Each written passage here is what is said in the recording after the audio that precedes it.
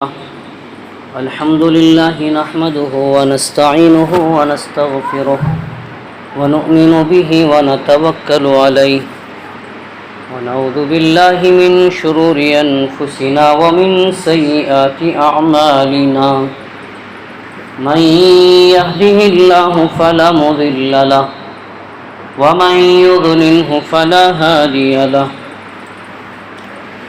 ونشهد أن لا إله إلا الله وحده لا شريك له ونشهد أن سيدنا وسندنا وحبيبنا وشفيعنا ومولانا محمدا عبده ورسوله وبارك وسلم تسليما كثيرا كثيرا أما بعد فأعوذ بالله من الشيطان الرجيم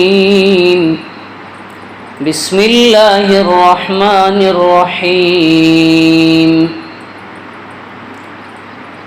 والعصر إن الإنسان لفي خسر إلا الذين آمنوا وعملوا الصالحات وتواصوا بالحق وتواصوا بالصبر صدق الله العظيم وصدق رسوله النبي الكريم ونحن على ذلك لمن الشاهدين والشاكرين رب اشرح لي صدري ويسر لي أمري واحلل عقدة من لساني يفقه قولي اللهم صل على سيدنا نبينا ومولانا محمد في أول كلامنا وأوسط كلامنا وآخر كلامنا يا رب صل وسلم دائما أبدا على حبيبك خير الخلق كلهم. عزیزان محترم، مزید دوستو، بزرگوں، اللہ تبارک و تعالیٰ نے ہم اور آپ کو یہ زندگی عطا کی ہے. یہ زندگی بہت قیمتی ہے اور اللہ تبارک و تعالیٰ نے زندگی اس لیے دی ہے کہ ہم آخرت کی تیاری کریں.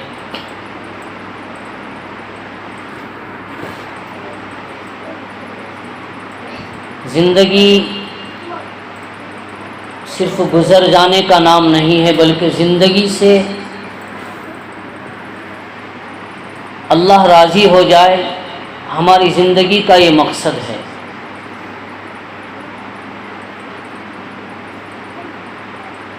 کوئی آدمی کوئی بھی کام بے فائدہ نہیں کرتا، اس کے پیچھے نفع ہوتا ہے، تبھی اس کام میں لگا رہتا ہے. تو ٹھیک اسی طریقے سے میرے دوستو، بزرگوں، اللہ تبارک و تعالیٰ نے ہم اور آپ کو پیدا کیا تو ہماری زندگی بے مقصد نہیں ہے، بلکہ ہماری زندگی کا ایک مقصد ہے. زندگی کا مقصد کیا ہے؟ اللہ کی رضا. اللہ راضی ہو گیا تو ہماری زندگی کامیاب ہے، اور اللہ ناراض ہو گیا تو ہماری زندگی سے ہمیں کوئی فائدہ نہیں.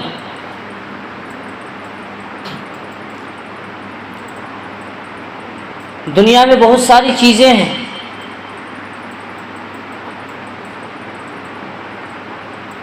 سبزی کاٹنے والے چاقو، اوزار،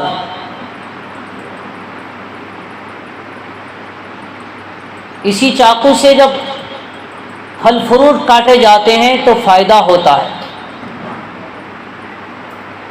گھر میں جب سبزی کاٹنے میں استعمال ہوتا ہے تو اس سے فائدہ ہوتا ہے. اور اسی چاقو کا اگر غلط استعمال کیا جائے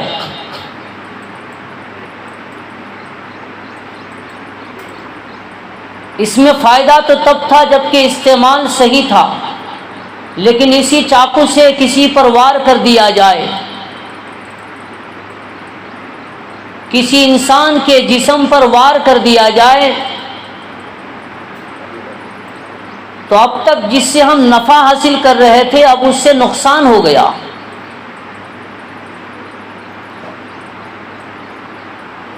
ہمارے اور آپ کے گھر میں کھانا بنتا ہے، ہماری عورتیں کھانا پکاتی ہے. کس میں پکاتی ہے؟ آگ میں پکاتی ہے. کہیں لکڑیوں کو جلا کر کھانا پکایا جاتا ہے تو کہیں گیس کا استعمال کیا جاتا ہے.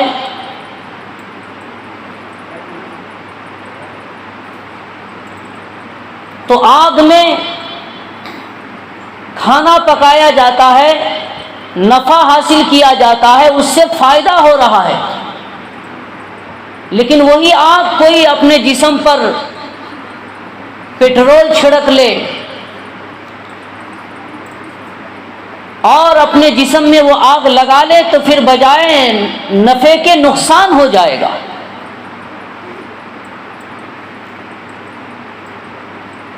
وہی آگ جس سے ہم نفع حاصل کر رہے تھے اگر اسی آگ کو کسی گھر میں لگا دیا جائے تو بجائے نفع کے نقصان ہو جائے گا.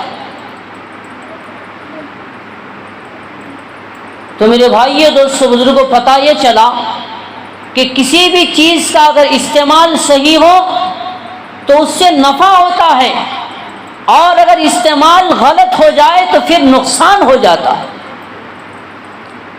تو ٹھیک اسی طریقے سے ہماری اور آپ کی زندگی ہے. اگر ہماری زندگی اللہ کے حکموں کے مطابق اور نبی علیہ الصلاۃ والسلام کے طریقے کے مطابق چلے گی، ہماری زندگی دین کے مطابق گزرے گی، تو اس زندگی سے ہمیں دنیا میں بھی نفع ہوگا اور آخرت میں بھی نفع ہوگا. اور اگر زندگی کا استعمال غلط ہو، بجائے اللہ کو راضی کرنے کے اللہ کو ناراض کرنے والے اعمال کریں تو دنیا میں بھی نقصان، آخرت میں بھی نقصان. زندگی تو میرے دوستو بزرگوں یہ زندگی اللہ تبارک و تعالیٰ نے ہم اور آپ کو دی ہے یہ آخرت کی کامیابی کے لیے، کہ اس زندگی سے ہم ایسے اعمال کریں کہ جس سے اللہ راضی ہو جائے.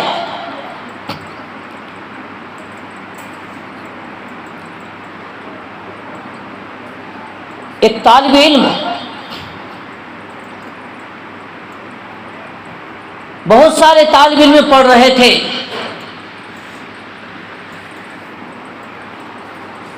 اور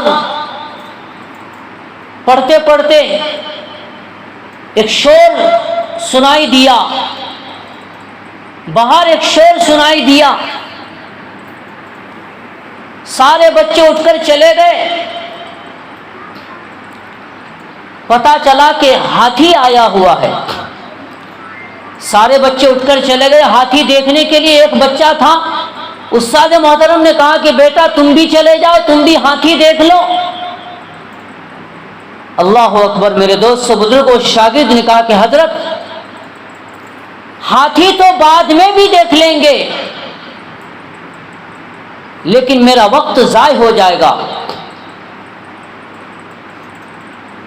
اب یہ جو وقت گزر رہا ہے یہ وقت گزر جائے گا، ہاتھی دیکھنے والوں کا بھی گزر جائے گا اور پڑھنے پڑھانے والوں کا بھی گزر جائے گا، لیکن جو پڑھائے گا اور پڑھے گا وہ نفع میں رہے گا اور ہاتھی دیکھنے والا نقصان میں رہے گا. تو دوستو بزرگوں یہی بات ہے کہ ہم اپنی زندگی کو قیمتی بنائیں، اپنی زندگی کے مقصد کو ہم سمجھیں. آج امت اپنی زندگی کے مقصد کو بھلا بیٹھی ہے. آج امت کو یہی پتہ نہیں کہ ہماری زندگی کا مقصد کیا ہے.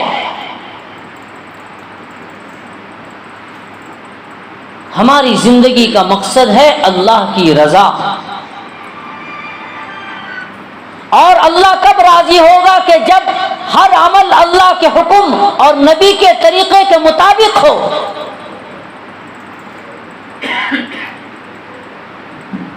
دوستو بزرگوں،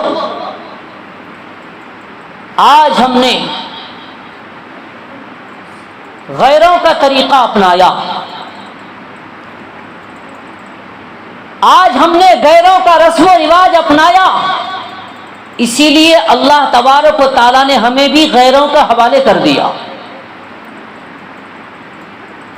کہ جاؤ مارتے رہو، پٹتے رہو، مٹتے رہو، مرتے رہو۔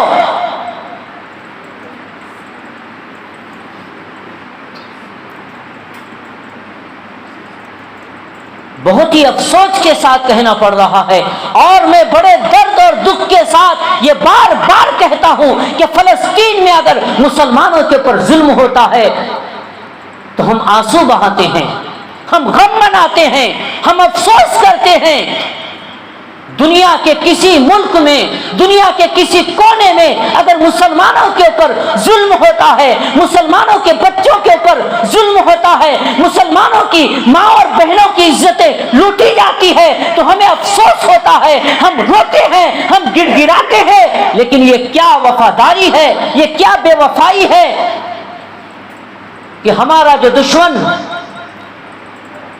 آج ہمیں مٹانے پر تلے ہوئے ہیں، آج ہمیں مارنے پر تلے ہوئے ہیں، آج ہمارے ماں بہنوں کی عزتوں کو لوٹنے پر تلے ہوئے ہیں، ہم وہی یہود و نصارہ کے طریقے کو اپنا رہے ہیں کہ شادی میں نبی کا طریقہ نہیں ہوگا، شادی میں نبی کا طریقہ نہیں ہوگا بلکہ یہود و نصارہ کا طریقہ ہوگا، اور اسی طریقے سے پیدائش پر جو ہے نبی کا طریقہ نہیں ہوگا بلکہ یہود و نصارہ کا طریقہ ہوگا۔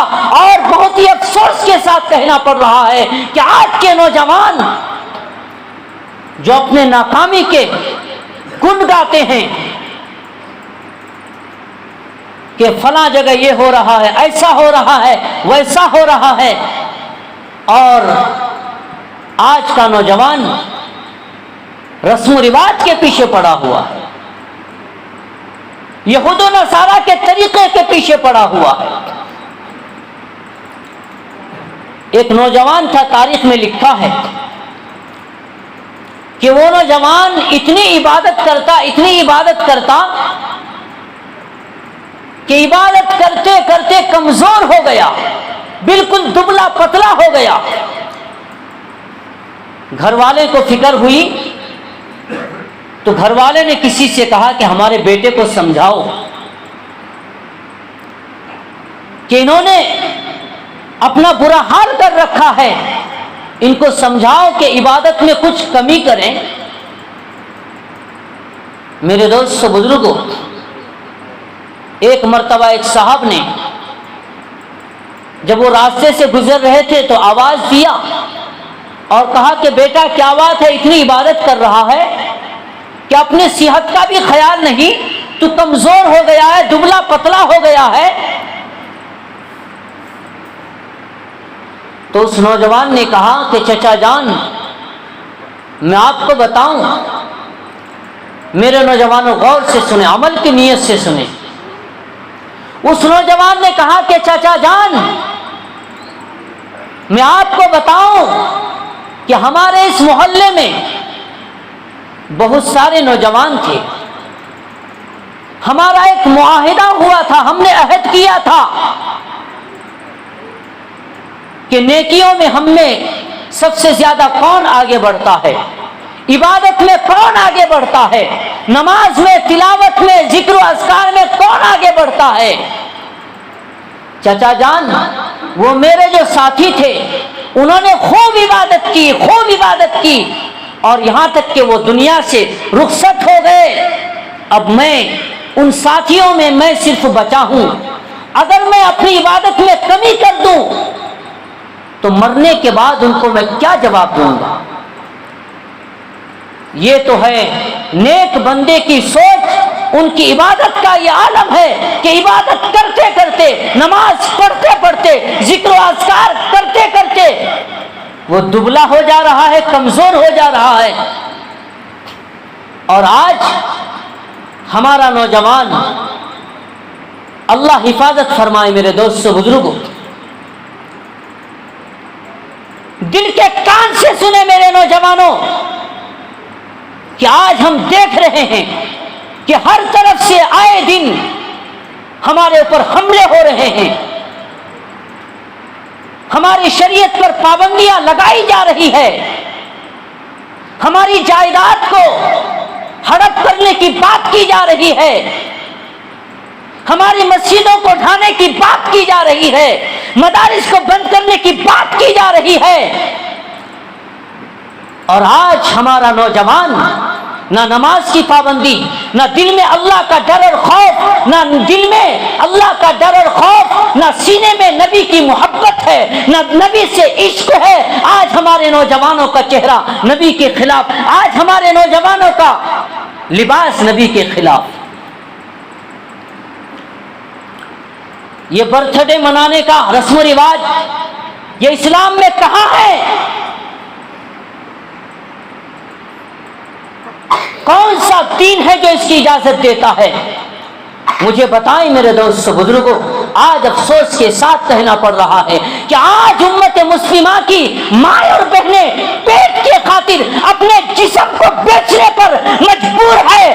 آج امت مسلمہ کی مائیں اور بہنیں برقعے میں جو ہے در در کے ٹھوکر کھاتی پھر رہی ہے، اور آج ہمارا نوجوان برتھ ڈے کے نام پر ہزاروں روپے بلکہ لاکھوں روپے جو ہے بہا رہا ہے۔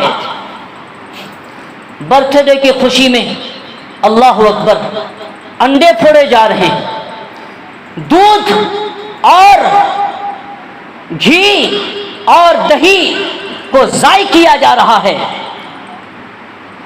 میرے دوست بزرگوں، کیا آپ کو مرنا نہیں ہے؟ کیا کل قیامت کے دن نبی کے سامنے چہرہ نہیں دکھانا ہے؟ کیا اللہ کو زندگی کے ایک ایک پل کا حساب نہیں دینا ہے؟ بہت سارے لوگوں نے مجھ سے کہا کہ کبھی اس کا تذکرہ کریں، لیکن دوستو خود آپ احساس کریں کہ ہمارے اسلام میں برتھ ڈے منانے کی اجازت نہیں ہے، ہمارے دین میں برتھ ڈے منانے کی اجازت نہیں ہے۔ یہ یہود و نصارہ کا طریقہ ہے، یہ دشمنان اسلام کا طریقہ ہے، یہ غیروں کا طریقہ ہے۔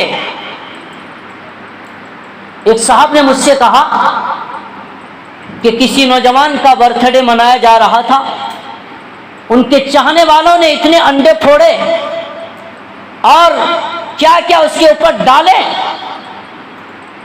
کہ جب وہ تاب نہ لا سکا، برداشت نہ کر سکا، تو اس کی اسی حالت میں موت آ گئی۔ یہ دین ہے، یہ اسلام ہے، اور پھر ہم چاہتے ہیں کہ ہم کامیاب ہو جائیں، ہماری حکومت آ جائے، ہم جو چاہتے ہیں ویسے ہی حکومت ہو جائے۔ نہیں دوستو بزرگ، اصل حکومت تو اللہ کی ہے، اصل بادشاہت تو اللہ کی ہے، لیکن اللہ جیسے چاہتا ہے ویسی زندگی گزاریں گے تو میرے بھائیوں اللہ دنیا میں بھی کامیاب کرے گا اور آخرت میں بھی کامیاب کرے گا۔ تو اللہ کے لیے دین کو اپنائیں، دین سے دور نہ بھاگیں۔ میں نے بھی عرض کیا کہ آج ہم نے یہود و نصارہ کا طریقہ اپنایا، آج ہمیں یہود و نصارہ کا رسم و رواج اچھا لگا، اس لیے اللہ تبارک و تعالیٰ نے آج ہمیں غیروں کے حوالے کر دیا۔ وہ آج ہماری شریعت کی بات کر رہے ہیں، وہ آج ہماری شریعت پر پابندی کی بات کر رہے ہیں۔ اس لیے میرے دوست بزرگوں، ضرورت اس بات کی ہے کہ اللہ تبارک و تعالیٰ نے ہم اور آپ کو ایمان کی دولت دی ہے، وہ اس لیے دی ہے کہ اللہ تبارک و تعالیٰ نے چاہا، اللہ تبارک و تعالیٰ نے جس کو پسند کیا اسی کو ایمان والے کے گھر پیدا کیا۔ آپ کے پڑوس میں غیر ایمان والے بھی ہیں، وہ بھی انسان ہیں، لیکن وہ بتوں کے سامنے جھکنے والے ہیں، پتھروں کے سامنے جھکنے والے ہیں، آگ کے سامنے جھکنے والے ہیں، سورج کو سجدہ کرنے والے ہیں۔ اللہ تبارک و تعالیٰ نے ہمیں بڑا خوش نصیب بنایا ہے کہ اللہ تبارک و تعالیٰ نے ہمیں ایمان کی دولت سے نوازا ہے اور اپنے محبوب جناب رسول اللہ صلی اللہ علیہ وسلم کی امت میں پیدا کیا۔ اس پر آپ کو فخر ہے کہ نہیں؟ تو دوستو اللہ کو راضی کرنے والے اعمال کریں گے، انشاءاللہ کریں گے، زور سے کہیے انشاءاللہ۔ نمازوں کی پابندی کریں گے، اللہ چاہتا ہے کہ میرا بندہ کامیاب ہو جائے۔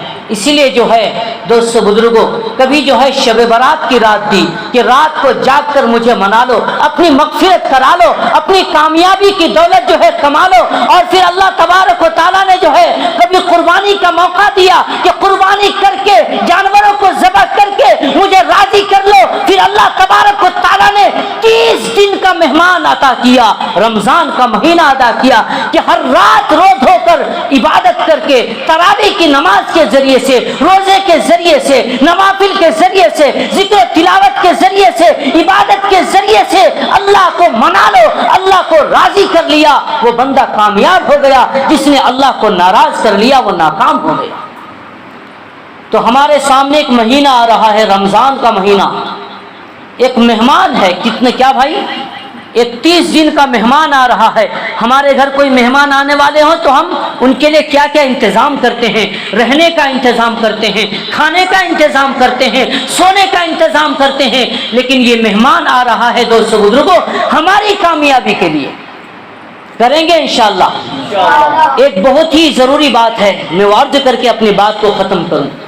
بہت سارے نوجوان صرف اس لیے روزہ نہیں رکھتے کہ ان کی صحت میں کمی آ جائے گی، اسے بھوک برداشت نہیں ہوتی، بہت سارے لوگ ذرا سی بہانے پہ روزہ چھوڑ دیتے ہیں۔ میرے دوست بزرگوں یہ کھانے پینے کا تعلق یہ جسم سے ہے، اور عبادت کا تعلق روح سے ہے۔ جسم بیمار پڑ گیا، انسان مہینے تک کھانا پینا چھوڑ دیتا ہے، لوگ کہتے ہیں کہ دیکھو مہینے تک کھانا نہیں کھایا، بسترے پر پڑے پڑے مر گیا۔ میرے دوست بزرگ میں کہتا ہوں کہ اگر جسمانی بیماری ہو، جسم بیمار ہو جائے تو بیماری کی وجہ سے جو ہے جسم کمزور ہو جائے خطرہ موت کا ہوتا ہے، اگر روح بیمار ہو جائے تو خطرہ ایمان کا ہوتا ہے۔ ارے موت تو آنی ہی ہے، آج نہیں تو کل، لیکن دوستو اللہ نے جو کامیابی کے لیے ایمان عطا کی ہے اسے تو بچاؤ، اللہ نے اعمال کے ذریعے سے اللہ کو راضی تو کرو۔ تو مجھے امید ہے کہ انشاءاللہ ہم میں سے انشاءاللہ کوئی بھی جو ہے بغیر روزہ کے نہیں رہیں گے، انشاءاللہ روزے کی پابندی کریں گے انشاءاللہ، اور انشاءاللہ پھر بہت ساری باتیں آئندہ جمعہ بھی آئے گی۔ اللہ تبارک و تعالی ہمیں کہنے سننے سے زیادہ عمل کی توفیق عطا فرمائے۔ وآخر دعوانا ان الحمدللہ رب العالمین۔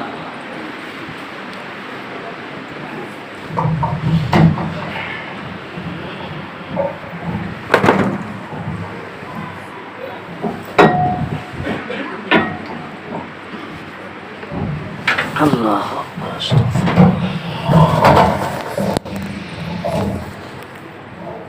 آپ کر دیجیے۔